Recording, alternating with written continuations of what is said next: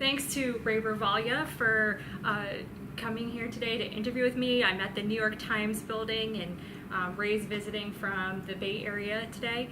So we're going to talk about the issues and challenges facing international students at his current work in New York Times and at his past work in Stanford. So welcome, Ray, and thanks for being with me. And it's my pleasure to be here today. My current role is as Director of Pre-College Programs at the School of the New York Times, and have been in that position for a little over a year. And prior to that, I was at Stanford University for 26 years, where I had been the Associate Dean and Director of Stanford Pre-Collegiate Studies.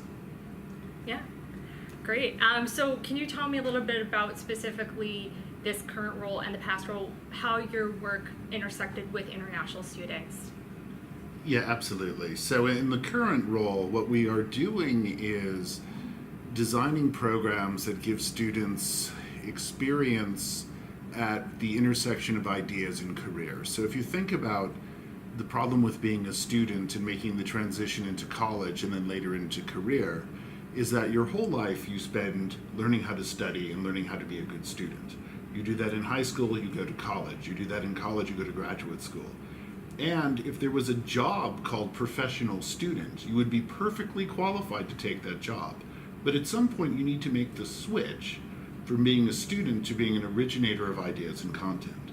And what we have found is that for a lot of foreign students, they're very good at being students, but they have difficulty making that switch. And in particular, there's a tendency to, during the summer, for foreign students to come and do university-based summer programs, where all they wind up doing is sitting in the classroom for another 3 weeks. And the thing is, these kids have been in school all year. They're not going to benefit from more school. They need to get into the world. They need to see how the things they've been studying play out as careers. They need to meet people who are creating knowledge, who are innovating. And that will help them understand how to make that transition from being a student to being an innovator. And if you talk to the parents, obviously they want them to go to a good college, but really what they want is for them to have a productive life where they can really make contributions commensurate with their merits. And so that's what we're trying to accomplish here.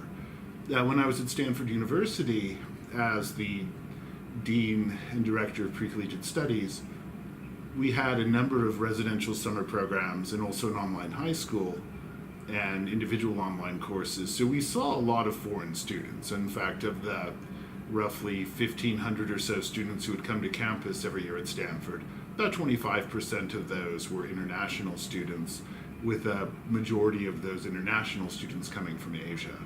And what we were trying to do there is really give them exposure to the US educational system, give them an opportunity to demonstrate that they could be successful in a US-style classroom environment.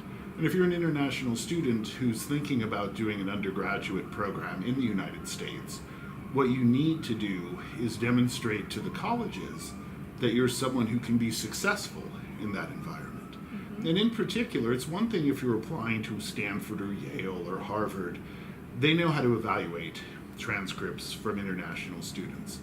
But if you're applying to some place like a state university in Nebraska or Wyoming, they might not have anyone in their admission office who can understand a Chinese language transcript. If you have some supporting materials from an American program and a transcript in English, that can go a long way for making you be the student who stands out from all the other students. And so at Stanford, we were really working to address that problem.